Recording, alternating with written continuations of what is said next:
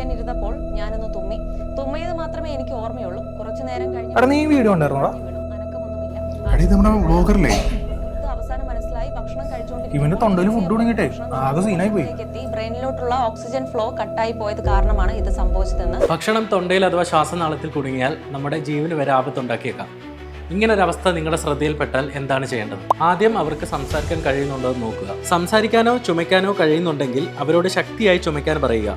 ഇതിനെ partial choking എന്ന് പറയും. ആ സമയത്ത് വെള്ളം കുടിക്കാൻ ശ്രമിക്കരുത്. എന്നിട്ടും സംസാരിക്കാൻ കഴിയുന്നില്ലെങ്കിൽ ഉടൻ അവരെ അല്പം മുന്നോട്ട് കുനിച്ചു നിർത്തുക. നിങ്ങളുടെ കൈവെള്ളയുടെ താഴത്തെ ഭാഗം കൊണ്ട് അവരുടെ 2 തോളെല്ലുകൾക്കിടയിൽ 5 തവണ ആഞ്ഞു തട്ടുക. തടസ്സം മാറിയോ എന്ന് പരിശോധിക്കുക. ഇതിലൂടെ മാറിയില്ലെങ്കിൽ അവരുടെ പുറകിൽ നിന്ന് ഒരു കൈ മുഷ്ടി ചുരുട്ടി പൊക്കിളിന് തൊട്ടു മുകളിൽ വെക്കുക. മറ്റേ കൈ കൊണ്ട് ആ മുഷ്ടിയെ പൊതിഞ്ഞു പിടിച്ച് അകത്തേക്കും മുകളിലേക്കും ആഞ്ഞു തള്ളുക.